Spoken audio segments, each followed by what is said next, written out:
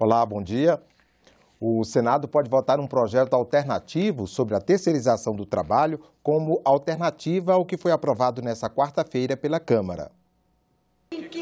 O projeto aprovado pelos deputados tem quase 20 anos. Foi apresentado pelo então presidente Fernando Henrique Cardoso em 1998. O texto permite a terceirização em todas as áreas de uma empresa. A matéria não precisa vir para o Senado, porque já foi votada na Casa em 2002. Ainda assim, o tema voltou à tribuna dos senadores. Leva o Brasil para uma era pré-Vargas, para o século passado, mas para o início do século passado, bem antes da CLT. Todos sabem que a terceirização precariza as atividades do trabalhador, as relações de trabalho.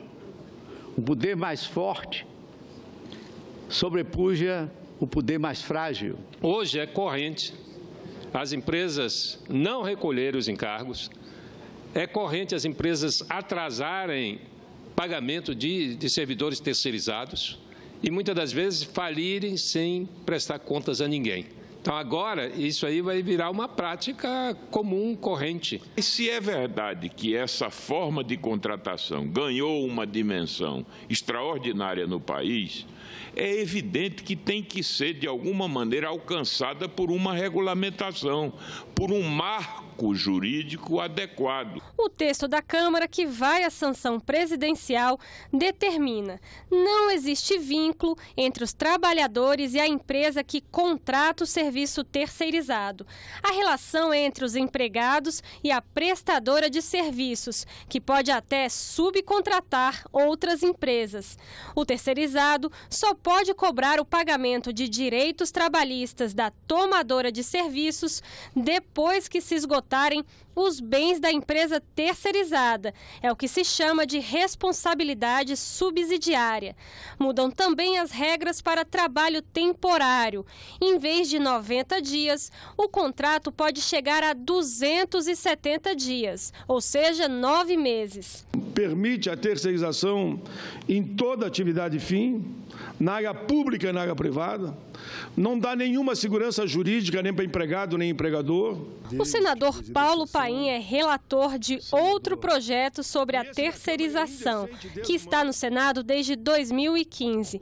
Nesta quinta-feira, o presidente Eunício Oliveira se comprometeu a colocar o texto em pauta para complementar o que foi votado pela Câmara. Chegando ao plenário, eu tenho o compromisso de pautá-lo de imediato. O projeto que foi da Câmara, se tiver alguma desatualização, se for interpretado, se for analisado e tiver alguma desatualização, obviamente que esse projeto que está sendo discutido aqui no Senado, como casa revisora, preencherá uma possível lacuna. Que esse projeto aprovado no Senado, que acredito que o Senado aprovará, possa, sim, mediante um grande acordo aqui, ser sancionado. E vetado aquele que votaram na calada da noite ontem lá na Câmara dos Deputados. O senador Paim disse ainda que o relatório dele já está pronto para ser votado na Comissão de Constituição e Justiça e seguir para o plenário. Os efeitos da reforma da Previdência sobre a mulher trabalhadora preocupam especialistas no tema. A reforma foi debatida em audiência pública na Comissão de Direitos Humanos, em parceria com a Procuradoria Especial da Mulher no Senado.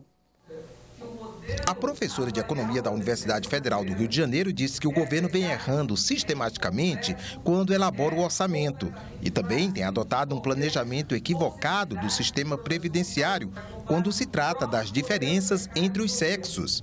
Segundo ela, em vez de se basear nos aspectos demográficos, ele deveria tomar por base a situação da mulher no mercado de trabalho, bastante inferior à do homem. Considerada essa carga a mais de trabalho ao ano, considerada a taxa de desemprego que para as mulheres é de quase 4 pontos superior a dos homens, 4 pontos percentuais superior dos homens, porque o desemprego entre as mulheres é em média de 11,6% e dos homens é de 7,8%, segundo a PNAD de 2015. Considerando tudo isto, considerando que as mulheres passam grande parte do tempo da sua vida laboral na informalidade do trabalho e até sem trabalho para poder criar os filhos e atender aos idosos, quando homens e mulheres chegarem aos 65 anos, as mulheres terão trabalhado 9,6 anos a mais do que os homens. Quase 10 anos a mais do que os homens. Além disso, no Brasil, a probabilidade, tanto para o homem quanto para a mulher, de se chegar aos 65 anos, a idade mínima de aposentadoria pretendida pela PEC em discussão, é bem menor do que a de países desenvolvidos. Querem estabelecer a idade de 65 anos para homens e mulheres igual ao que acontece na Europa, mas lá a probabilidade de alguém não chegar, homem ou mulher, por exemplo, no Reino Unido, é 2 vezes menor, é de 10,6%. Outras participantes da audiência destacaram como a mulher do meio rural seria penalizada e o caráter inconstitucional da reforma da Previdência. Artigo 60 da Constituição Federal. A Constituição Federal poderá ser emendada mediante proposta. Então, pode haver emendas à Constituição Federal. No entanto, não será objeto de deliberação a proposta de emenda tendente a abolir direitos e garantias individuais. Direitos e garantias individuais não podem ser alterados, não pode ser tirado por meio de PEC.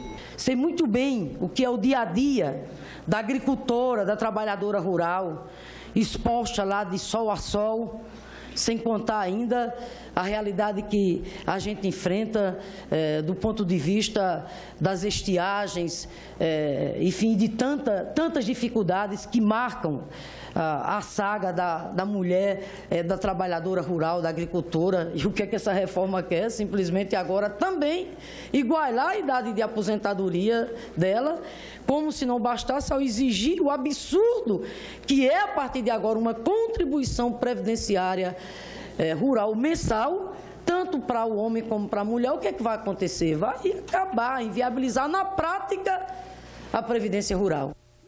Detetives particulares aguardam apenas a sanção do presidente da República para ver a profissão regulamentada. Para o senador Humberto Costa, relator do projeto no Senado, a nova lei traz segurança jurídica e melhor qualidade no atendimento. Nos sites de busca da internet, os investigadores privados são centenas. Mas os anúncios não deixam clara a formação desses prestadores de um serviço em que a confiança é fundamental. Nós temos centenas de escolas, centenas de cursos de detetives, Brasil afora, distribuindo carteiras por valores irrisórios e com hora-aula muito baixo.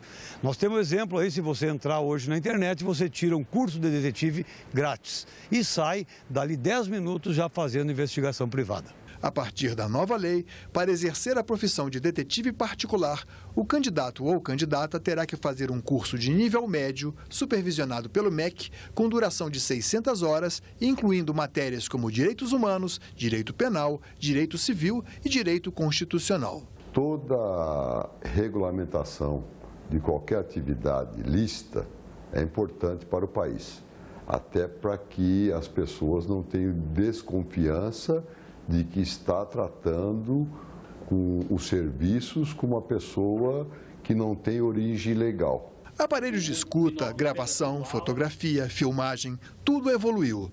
Dono de uma empresa no setor, Auricélio Garcia garante que nem mesmo os mais modernos equipamentos dispensam o faro e a visão do investigador. Ensinamos como mexer na máquina, como ele fazer um trabalho de campana, como ele usar um disfarce, como ele adentrar em alguns locais sem ser percebido e também como ele ver situações que ninguém está vendo. Hoje a demanda de todos os casos mensais, 80%, 70% é conjugal. Com a nova lei, os limites do detetive particular ficam bem definidos. Traição do parceiro, infidelidade conjugal, nada disso é crime. Mas quando se trata de busca de patrimônio roubado, um veículo ou de pessoas desaparecidas, a atuação do investigador privado deve se limitar à localização. Porque, havendo a menor suspeita de crime, o caso é de polícia. Um exemplo, um caso que seja conjugal. E durante essa caminhada eu me deparo com um crime. Que crime é esse? Pode ser um tráfico de droga, né? Pode ser até mesmo uma pedofilia, pode ser o que for, que seja crime. Qual o papel do detetive nisso aí? Comunicar à delegacia, entendeu? Ele para aqui, tá? E a partir desse momento, aquela situação quem assume é a delegacia, é o delegado de polícia. Num país onde a cada 11 minutos uma pessoa é dada como desaparecida e onde as delegacias não têm pessoal disponível para atender a muitas queixas, o projeto pode ser de grande valia para muitos cidadãos. A principal ressalva é de que ele vem no sentido de garantir às pessoas o respeito à sua privacidade, a eliminação da atividade ilegal chamada arapongagem e a definição, inclusive, de quais são os limites para a atividade do detetive particular. Só falta a assinatura do presidente Michel Temer para que 3 mulheres sejam incluídas no livro dos heróis da pátria. Os projetos foram aprovados pela Câmara e pelo Senado. Veja como se dá a escolha de nossos heróis e de nossas heroínas nacionais. Uma nação se faz com narrativas e com heróis. Quando se fala em herói, a ideia de uma pessoa com superpoderes e façanhas sobrenaturais vem logo à nossa mente. Mas quando se trata de gente como a gente, da história real, do dia a dia, quem pode ser visto como herói ou heroína de um povo? O herói é, na verdade, um personagem da história que, em determinados momentos ou em determinadas situações, se eleva no conceito dos seus concidadãos, ou por gestos de coragem, de ousadia, ou por decisões políticas que vão impactar a própria sociedade. Enfim, é alguém que se diferencia. Então tá combinado. Estamos falando de gente de carne e osso que realizou algo notável na caminhada histórica do país. A lei que trata do assunto diz que, para serem homenageadas, essas pessoas devem ter oferecido a vida à pátria para sua defesa e construção, com excepcional dedicação e heroísmo. Além disso, a morte deve ter ocorrido há pelo menos 10 anos. É o Congresso que aprova esses nomes. Depois, simbolicamente, esses heróis vêm repousar no Panteão da Liberdade, na Praça dos Três Poderes. Algumas homenagens são individuais, como a Tiradentes. Outras, coletivas, como aos seringueiros soldados da borracha. Este livro aqui registra os nomes dos nossos heróis e heroínas. Uns são bem conhecidos, outros nem tanto. Uns são mais admirados que outros. E uma certa polêmica pode envolver alguns deles, a depender do momento da história. Depois do Marechal Rondon e do governador Leonel Brizola, 2 mulheres foram reconhecidas como heroínas. Os projetos de homenagem a essas brasileiras foram aprovados na sessão plenária do Senado. Com elas, por enquanto, são 5 as heroínas brasileiras. Historicamente falando, o Brasil sempre foi, desde a colônia, uma sociedade marcada pela predominância do masculino, uma sociedade machista, extremamente patriarcal, em que as mulheres simplesmente foram omitidas na maioria absoluta das vezes. A Índia Clara Camarão, mulher do líder Felipe Camarão, deixou sua marca durante as lutas pela expulsão dos holandeses no século XVII. É uma mulher que sai da sua zona de conforto e não apenas vai acompanhar o marido na luta contra os holandeses, mas ela assume um papel protagonista. Isso em Pernambuco, isso em Sergipe, isso na Bahia. Jovita Feitosa quis lutar na Guerra do Paraguai. Sua coragem mobilizou o país. Num momento em que muitos homens fugiam da convocação e da conclamação para assumir o papel de voluntário da pátria, ela fez o caminho inverso. Ou seja, sendo mulher, muito jovem, com 17 para 18 anos, ela vai se vestir de homem, ela vai cortar os cabelos, ela vai colocar bandagem no peito exatamente para ser aceita como combatente. E a terceira brasileira declarada heroína nacional foi recentemente, esta semana, a estilista Zuzu Ângel. A estilista mineira desafiou a ditadura na busca pelo filho Stuart Ângel, militante político assassinado durante o regime militar.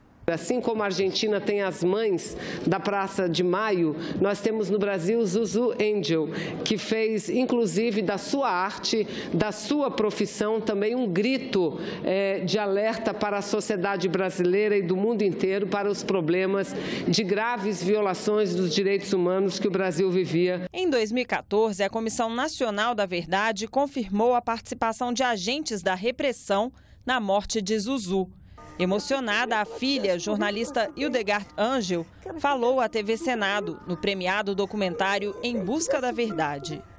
Ela usou a moda como estandarte da sua agonia. Ela usou as faixas de nojo, de luto, que vinham nos vestidos como as suas faixas de protesto. Ela não tinha medo de transgredir no meio daquela gente tão importante, tão surda, tão muda, tão cega. Você acompanha outras notícias na nossa página na internet ou aqui na programação nos boletins do Senado Agora. Uma boa sexta-feira para você.